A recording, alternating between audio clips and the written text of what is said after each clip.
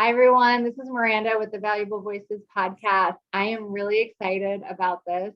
You guys know sometimes I have people on that I meet randomly online, and I just love what God's doing in everybody's life. And Jess is one of a kind. She is very, very inspiring to me.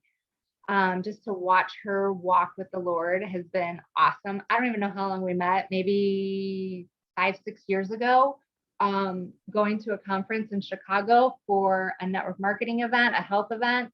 I knew nobody. I don't think she really knew anybody else. She was there with her daughter. We were both in the front row.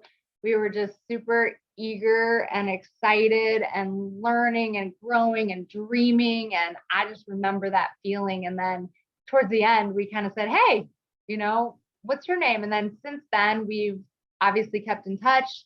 We go to conferences together, trips together. And again, you guys, she is just a beautiful, beautiful woman of God and has an amazing story. We could probably go on for days. So we're going to try to keep it quick. But Jess, thanks for being on. And I'm excited to have you. Yeah, thanks for having me. I'm excited. So since we talked about it, what do you remember about that day in Chicago? Kind of how you got there and wow, a while ago. Yeah, that was, I don't know, 5 or 6 years ago. I remember, it was with obviously Yoli, the network marketing company, and I had used some products, had some bit of transformation, never thought about anything else, but literally I was broke. I had no money, and I heard about the event in Chicago, and I thought maybe I should go. And then I was like, what am I doing? Like, I only had no money to go. I had money to pay my bills and whatever. And there was a ticket involved and all of the things. And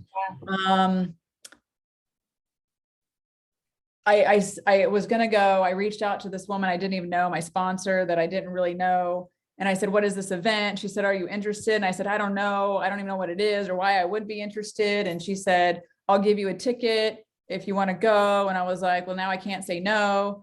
And then I hesitated the whole time, and I had to leave like on Friday. And anyway, I said no the night before. And then I felt like all of my energy like sucked out of me, and I felt depleted.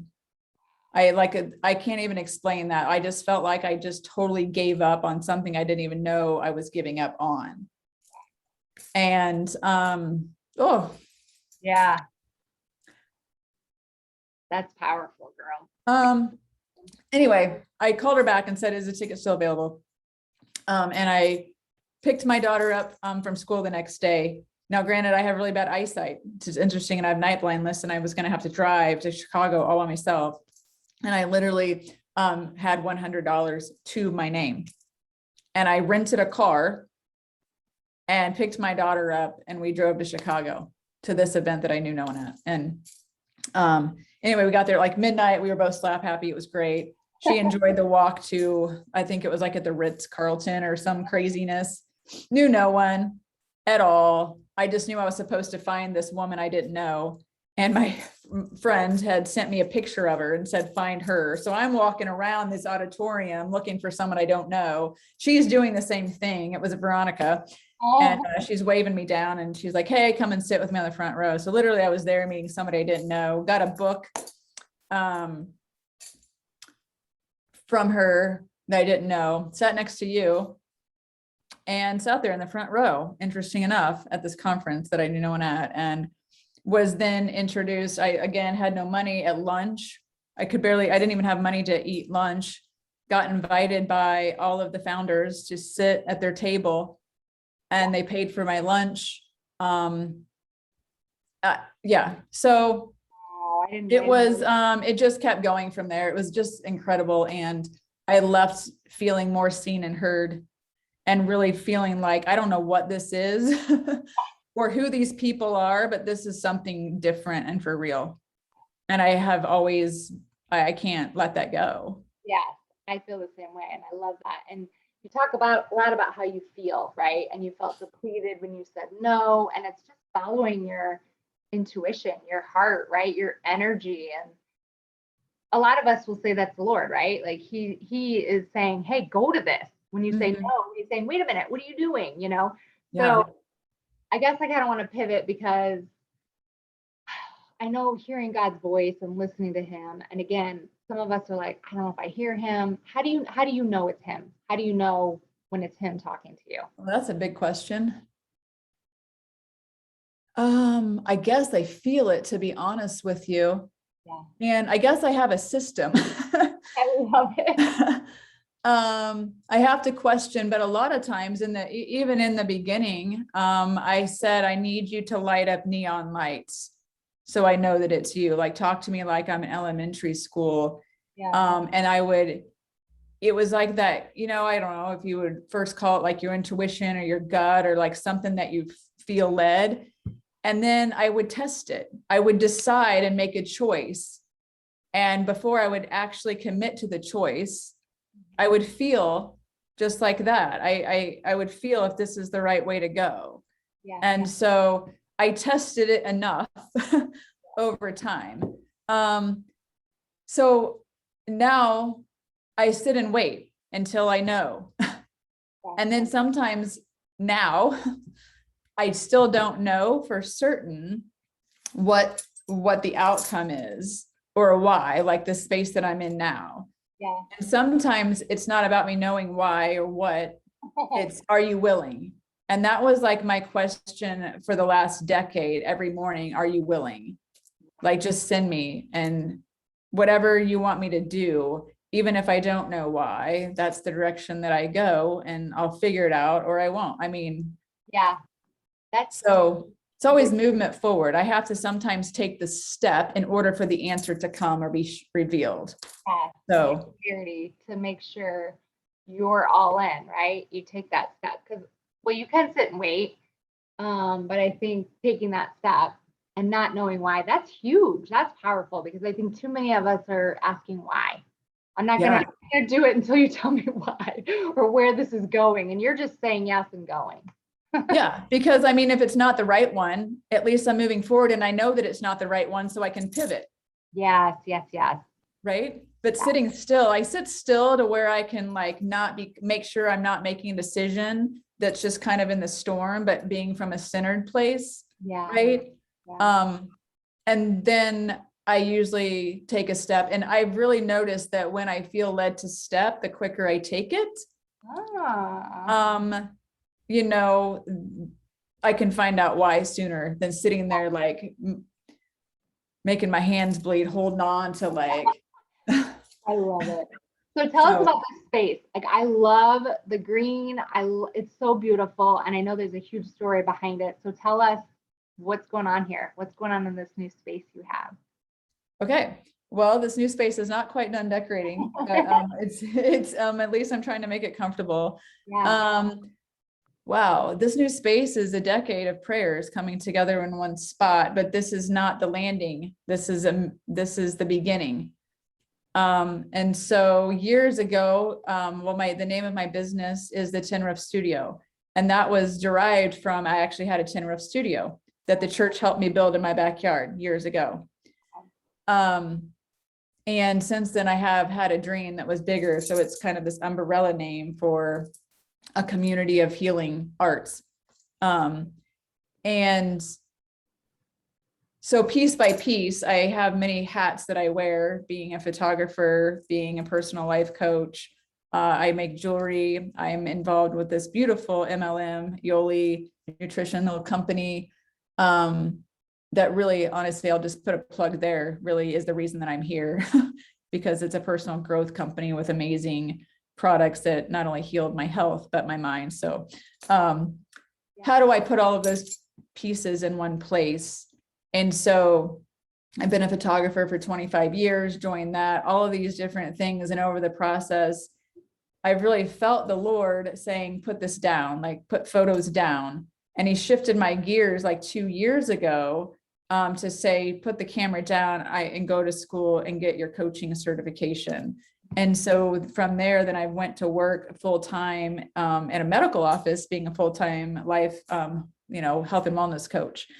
And interesting, because my experience before that, I could not understand the corporate world or why it was so hard for people to like live their passion, right? Live their dream. But I've also never had that tie that they had. So it was one area that I couldn't connect with people on, couldn't quite understand that. Well, there you go. There's God. Here you go. Let me help you with that.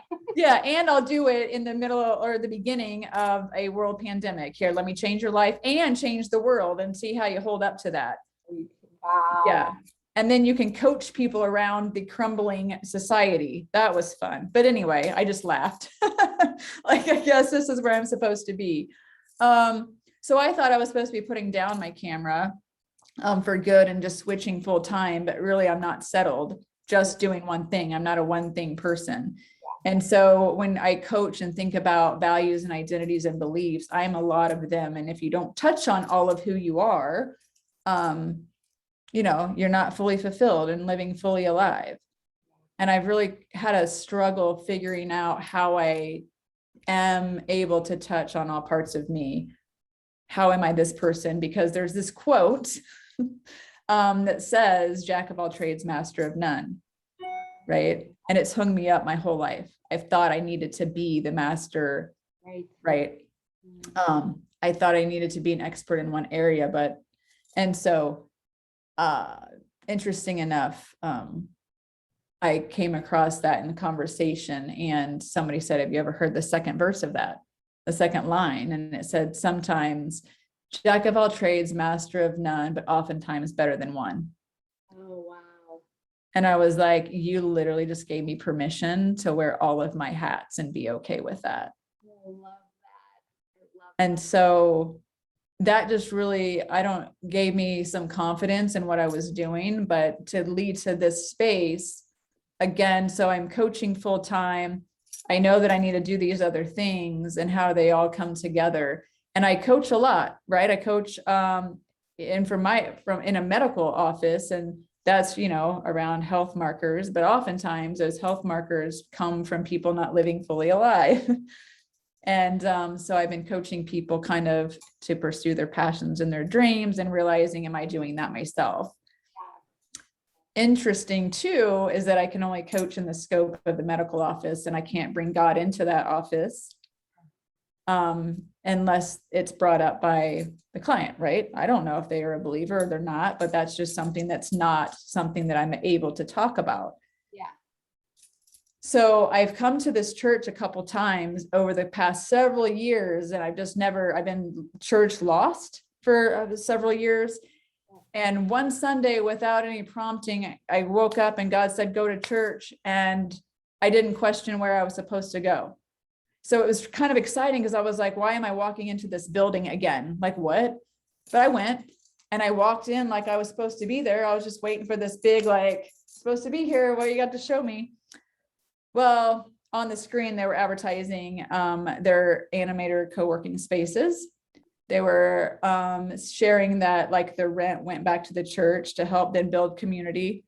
The church is a community builder, which was part of my whole mission. And then they had a program that we could start and learn more about a deeper dive into our spiritual gifts. And my ears popped up because I'm like, I can teach values, identity, and you know, beliefs, but I can't teach about spiritual gifts. And this was another opportunity to take my coaching onto, you know, healing his kingdom. And so I immediately reached out about the space, and interesting, they got back to me and signed me up for their mentor team. And I was like, well, I don't even know what that is. I didn't sign up for that. I wanted to rent an office space that I don't know what I'm going to do with.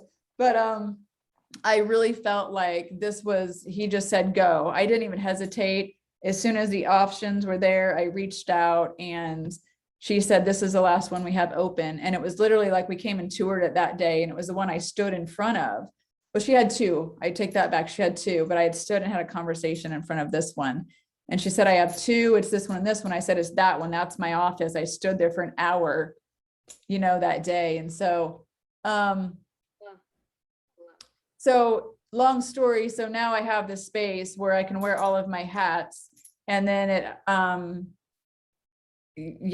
I get to coach here. I get to start all of my businesses. And I'm on the mentor team now at church. And I just got my first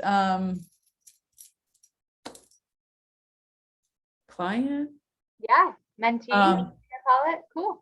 Yeah, I'm not really sure what they're called here, but so that'll be interesting because I like get to walk with somebody with the Lord with intention, and I haven't necessarily, I can't do that at work so much.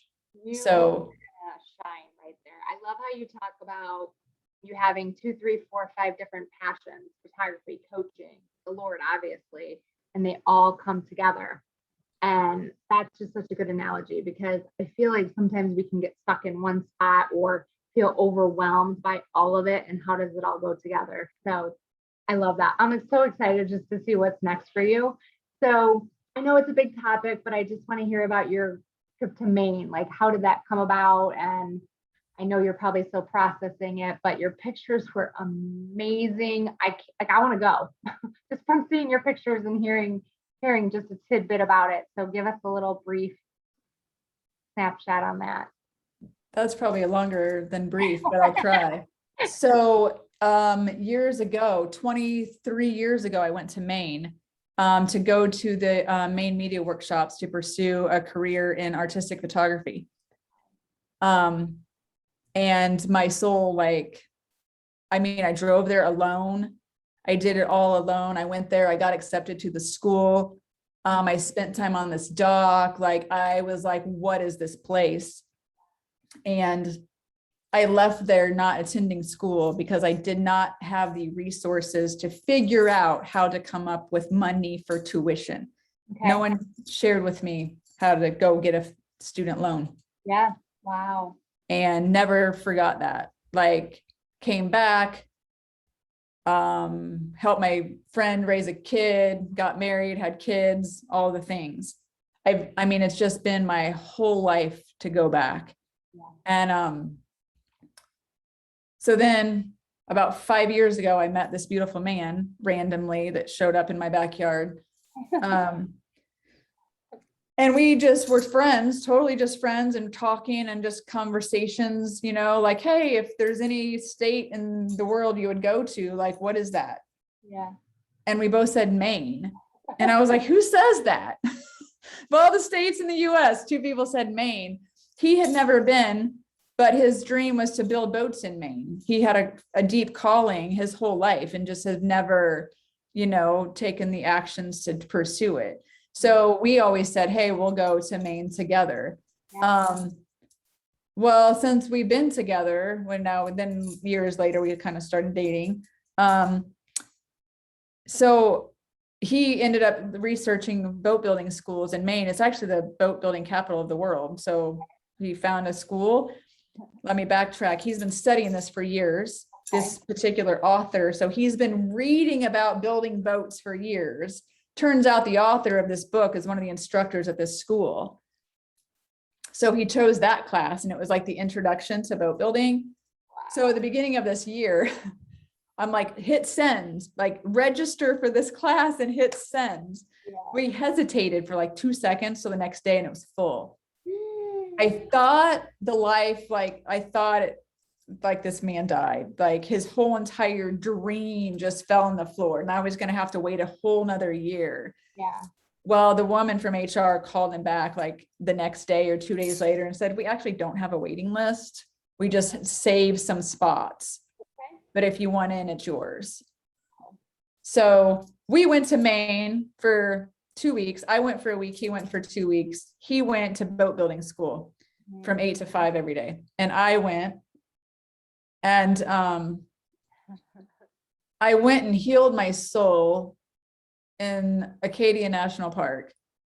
I don't know how else to say that.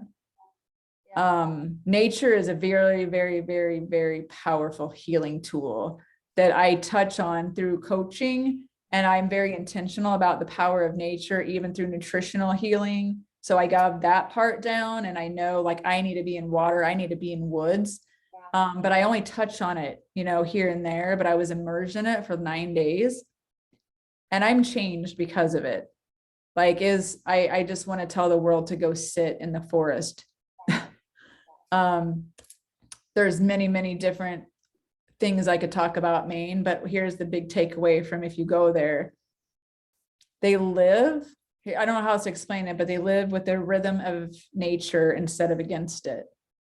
They all understand and feel the energy of nature. I mean, they wake up with nature. They roll with the season, like the days really, the weather changes several times throughout the day. If they don't complain about it, they're prepared for it. It's consistent every day. They go to sleep when the sun, right? They grow food there that's, and wild, like ferns grow there and moss and every brand of tree. And like, it's so life-giving. And their slogan is the way life should be. And they nailed it. Wow. Right. It's so incredible. I don't know. Yeah, that's perfect. Again, I love that. I know you could go down a rabbit hole, but Yeah, for sure. So I didn't know you before Yoli. Do you want to give a quick snapshot of like where you were? And it doesn't have to just be Yoli, because I know you gave up alcohol. So wherever you want to go with that, because I know you have an amazing story with your health. And I'd love to hear what God did there. Okay, sure. So before Yoli, I was a single mom. I have 3 kids. I haven't shared the story in a minute. I have Crohn's disease. I had seasonal allergies. I was the heaviest I'd ever been, probably about a good 45, 50 pounds heavier. Drinking coffee, drinking Red Bulls every day, whiskey all day, every day. It wasn't, my Crohn's affects my joints. So it really, the inflammation is like, what do they call it? A migrating arthritis. Okay. It would lock up a joint for 3 days and then it would move to another one. It's very, very disabling. I had such massive hip pain, excuse me. And I was like, well, how old was I? 40 at that time? Went to every doctor. They're like, there's nothing wrong with you. They didn't relate it to my Crohn's. They were just like, you're getting older. This happens. But my hip pain was so bad that I couldn't stand from a sitting position. So if I stood up, if I sat for just, I don't know, even 10 minutes, my legs would collapse. I'd have to be carried from my car. Again, I was single. I don't have this. I have 3 kids that I can't even play with. Right. And it was really, really,